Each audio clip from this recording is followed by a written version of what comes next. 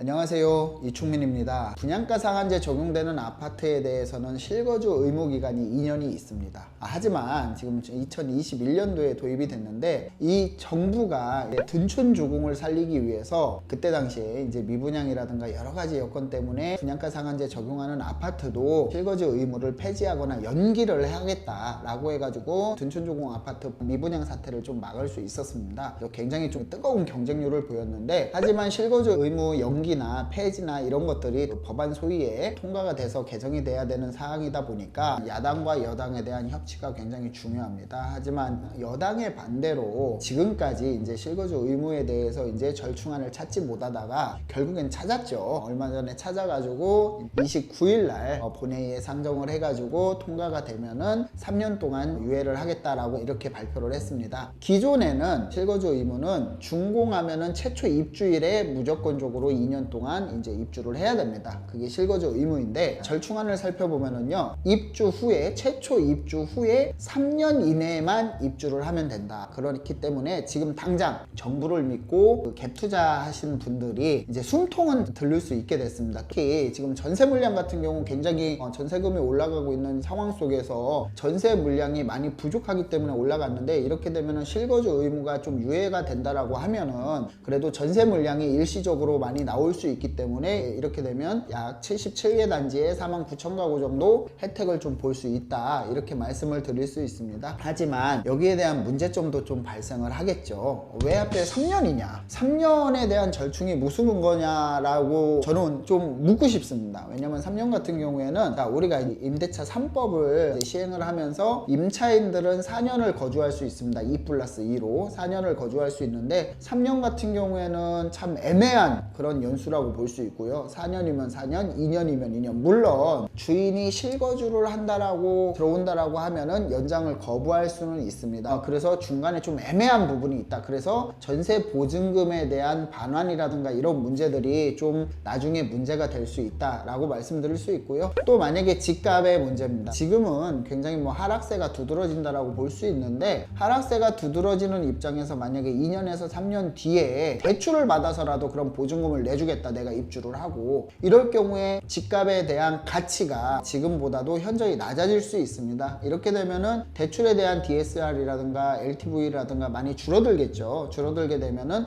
전세 보증금에 대한 마련이 굉장히 좀 어려울 수 있습니다. 그렇기 때문에 지금 당장에 대한 이런 부분의 통과, 3년 유예를 하고 3년 뒤에 입주를 할 수 있는 이런 기간을 주는 것은 좋지만, 이 3년이라는 기간이 좀 애매하다, 이렇게 말씀을 드릴 수 있고요. 지금 당장에 대한 어떤 해결책 때문에 3년 뒤에 더 큰 혼란이 있을 수 있습니다. 이 부분에 대해서는 개인적으로 염려가 되는 부분입니다. 그래서 이런 부분들에 대해서 한번 좀 생각해 볼 필요가 있고요. 그래서 지금은 이제 일단은 29일날 본회의 상정이 되면은 유예는 될 것 같습니다. 3년 동안 절충안이 그대로 통과는 될 것 같습니다. 왜냐면은 여당과 야당이 협의를 해서 절충안을 마련한 거기 때문에 그 통과는 기정사실이다 라고 볼 수 있지만, 아까 말씀드린 여러 가지 문제점이 발생할 수 있기 때문에 그런 부분들은 좀 고려를 해보고 한번 생각해 볼 필요가 있다, 이렇게 말씀을 드릴 수 있겠습니다. 자, 지금까지 실거주 의무 기간에 대해서 좀 살펴봤는데요. 실거주 의무 기간 같은 경우에는 부동산 시장과 관련이 있습니다. 분양가 상한제 적용이 됐기 때문에 굉장히 저렴한 가격에 이제 분양을 받으신 분들이 입주를 하고 투기 수요를 막기 위한 정책인데, 부동산 가격이 하락이 되다 보니까 또 이런 절충안까지 나오고 유예해주는, 완화해주는 이런 여러 가지 정책 나오는데 그 중에 하나라고 보여집니다.